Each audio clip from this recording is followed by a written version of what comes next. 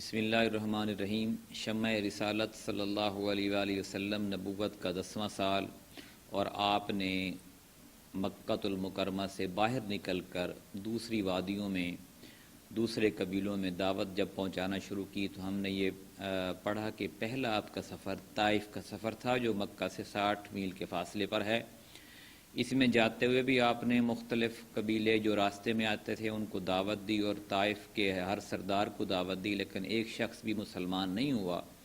تو آپ نے دعا کی، اللہ رب العزت کے سامنے اپنی شکوہ بیان کیا، تو اللہ تعالیٰ نے اس دعا کے نتیجے میں حضرت جبرائیل علیہ السلام ایک اور فرشتے جو کہ پہاڑوں کے فرشتے ہیں ان کو آپ کی طرف بھیجا، اور وہ واقعہ حضرت عائشہ رضی اللہ تعالیٰ عنہ سے روایت ہے کہ آپ نے فرمایا کہ ایک روز رسول اللہ صلی اللہ علیہ وسلم سے حضرت عائشہ جو بیان کرتی ہیں دریافت کیا کہ آپ صلی اللہ علیہ وسلم پر کوئی ایسا دن بھی آیا جو احد کے دن سے زیادہ سنگین رہا ہو؟ آپ نے فرمایا ہاں، تمہاری قوم سے مجھے جن جن مصائب کا سامنا کرنا پڑا ان میں سب سے سنگین مصیبت وہ تھی جس سے میں گھاٹی کے دن دوچار ہوا، جب میں اپنے آپ کو عبد یا لیل کے صاحبزادوں پر پیش کیا، یعنی وہاں سے جب طائف کے لوگوں نے پیچھے اوباش نوجوان لگا دیے، پھر آپ نے ایک انگوروں کے باغ کے نیچے آ کے پناہ لی، تو جو باغ تھا وہ عبد بن یالیل کا تھا، جو کہ عبد کلال کا بیٹا تھا، وہ دونوں بھائی تھے، ان کا یہ تھا باغ۔ تو اس میں آپ نے وہاں پہ بیٹھ کے تھوڑی دیر ریسٹ کیا، اور اس نے پھر انگوروں کا گچھا پیش کیا آپ کے سامنے۔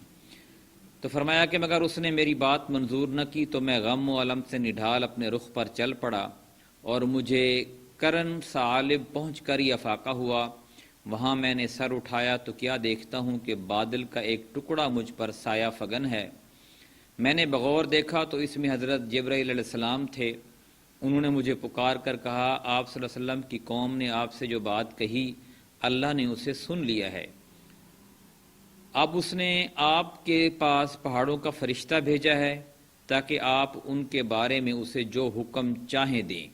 اس کے بعد پہاڑوں کے فرشتے نے مجھے آواز دی اور سلام کرنے کے بعد کہا، اے محمد صلی اللہ علیہ وآلہ وسلم، بات یہی ہے، اب آپ جو چاہیں، اگر چاہیں تو میں انہی دو پہاڑوں کے درمیان ان کو کچل دوں تو ایسا ہی ہوگا۔ نبی صلی اللہ علیہ وسلم نے فرمایا نہیں، بلکہ مجھے امید ہے کہ اللہ عز و جل ان کی پشت سے ایسی نسل پیدا کرے گا جو صرف ایک اللہ کی عبادت کرے گی اور اس کے ساتھ کسی چیز کو شریک نہ ٹھہرائے گی۔ صحیح بخاری میں لفظ اخشبین استعمال کیا گیا ہے، جو مکہ کے دو مشہور پہاڑوں ابو قبیس اور کیکان پر بولا جاتا ہے۔ یہ دونوں پہاڑ حرم کے جنوب اور شمال میں آمنے سامنے واقع ہیں۔ اس وقت مکہ کی عام آبادی انہی دونوں پہاڑوں کے بیچ میں تھی۔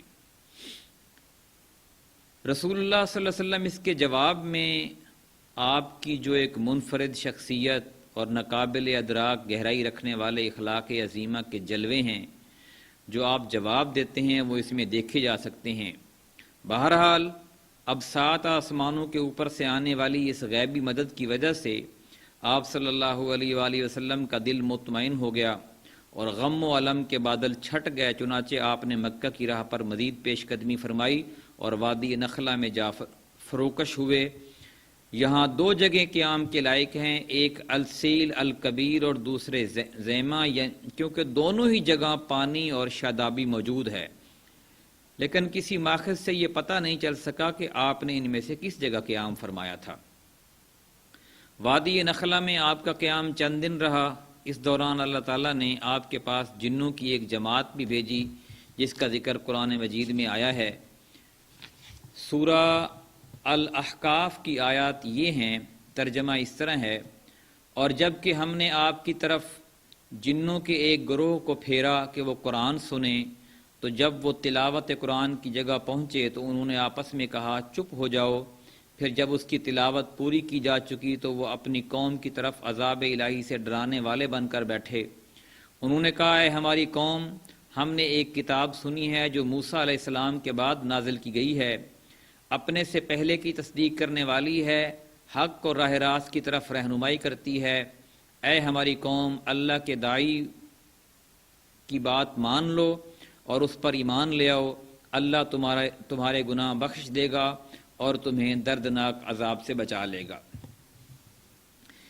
یہ آیات جو اس واقعہ کے بیان کے سلسلے میں نازل ہوئیں، ان کے سیاق و سباق سے معلوم ہوتا ہے کہ نبی صلی اللہ علیہ وسلم کو ابتداً جنوں کی اس جماعت کی جو بارے میں جو بتایا گیا، اس سے اللہ تعالیٰ ایک تو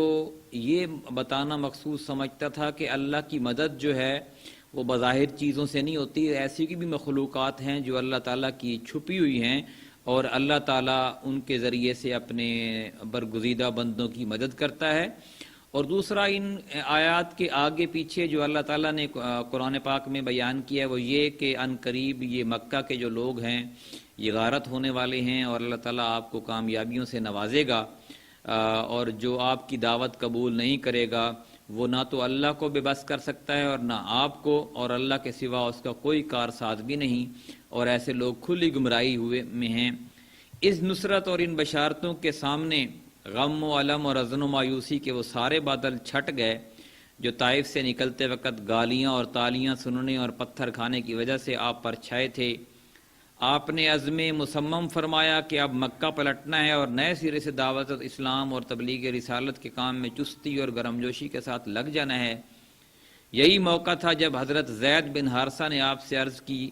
کہ آپ مکہ کیسے جائیں گے جبکہ وہاں کے باشندوں یعنی قریش نے آپ کو نکال دیا ہے، اور جواب میں آپ صلی اللہ علیہ وسلم نے فرمایا کہ اے زید، تم جو حالت دیکھ رہے ہو اللہ تعالیٰ اس سے کشادگی اور نجات کی کوئی راہ ضرور بنائے گا۔ اللہ یقیناً اپنے دین کی مدد کرے گا اور اپنے نبی کو غالب فرمائے گا۔ آخر رسول اللہ صلی اللہ علیہ وسلم وہاں سے روانہ ہوئے اور مکہ کے قریب پہنچ کر کوہ ہیرا کے دامن میں ٹھہرے۔ پھر آپ نے کچھ لوگوں کی اپنے آپ کو پناہ کے لیے قاصد بھیجا، لیکن مطعم بن عدی جو ہے وہ جب اس کے پاس پیغام بھیجا تو اس نے ہاں بھر لی اور پھر ہتھیار پہن کر اپنے بیٹوں اور قوم کے لوگوں کو بلایا اور کہا، تم لوگ ہتھیار باندھ کر خانہ کعبہ کے گوشوں پر جمع ہو جاؤ کیونکہ میں نے محمد صلی اللہ علیہ وسلم کو پناہ دے دی ہے۔ اس کے بعد مطعم نے رسول اللہ صلی اللہ علیہ وسلم کے پاس پیغام بھیجا کہ مکے کے اندر آ جائیں۔ آپ پیغام پانے کے بعد حضرت زید بن حارثہ کو ہمراہ لے کر مکہ تشریف لائے اور مسجد حرام میں داخل ہو گئے۔ اس کے بعد مطعم بن عدی نے اپنی سواری پر کھڑے ہو کر اعلان کیا کہ قریش کے لوگوں، میں نے محمد صلی اللہ علیہ وسلم کو پناہ دے دی ہے، اب اسے کوئی نہ چھیڑے۔ ادھر رسول اللہ صلی اللہ علیہ وسلم سیدھے حجر اسود کے پاس پہنچے، اسے چوما، پھر 2 رکعت نماز پڑھی اور اپنے گھر کو پلٹ آئے۔ اس دوران مطعم بن عدی اور ان کے لڑکوں نے ہتھیار بند ہو کر آپ کے ارد گرد حلقہ باندھے رکھا تان کہ آپ اپنے مکان کے اندر تشریف لے گئے۔ کہا جاتا ہے کہ اس موقع پر ابو جہل نے مطعم سے پوچھا تھا کہ تم نے پناہ دی ہے یا پیروکار مسلمان بن گئے ہو، اور مطعم نے جواب دیا تھا کہ پناہ دی ہے، اور اس جواب کو سن کر ابو جہل نے کہا تھا کہ جسے تم نے پناہ دی ہے اسے ہم نے بھی پناہ دی۔ رسول اللہ صلی اللہ علیہ وسلم نے مطعم بن عدی کے اس حسن سلوک کو کبھی فراموش نہ فرمایا۔ چنانچہ بدر میں جب کفار مکہ کی ایک بڑی تعداد قید ہو کر آئی اور بعض قیدیوں کی رہائی کے لیے حضرت جبیر بن مطعم آپ کی خدمت میں حاضر ہوئے تو آپ نے فرمایا، اگر مطعم بن عدی زندہ ہوتا اور پھر مجھ سے ان بدبودار لوگوں کے بارے میں گفتگو کرتا تو میں اس کی خاطر ان سب کو چھوڑ دیتا۔ یہ تھا وادی طیف کا واقعہ، اور پھر آپ صلی اللہ علیہ وسلم کی بد دعا جو دعا کی شکل میں ہی اصل میں تھی، اور پھر وہ اس کا آنا یعنی جبرائیل علیہ السلام کا آنا اور پہاڑوں کے فرشتے کو آنا، اور پھر آپ کا پھر یہ کہہ کر ان کو معاف کر دینا کہ اللہ تعالیٰ ان کی نسل سے کوئی اچھا بندہ پیدا کرے گا جو کہ توحید پرست ہوگا۔ تو واقعی ان کی نسل سے اللہ تعالیٰ نے ایسے لوگ پیدا کیے جنہوں نے آگے چل کر اسلام کا جھنڈا لہرایا۔ انشاءاللہ اسی سے ہی ہم تاریخ اسلام کی اسی سے ہی ہم آگے مزید گفتگو کل سے کریں گے۔ جزاک اللہ۔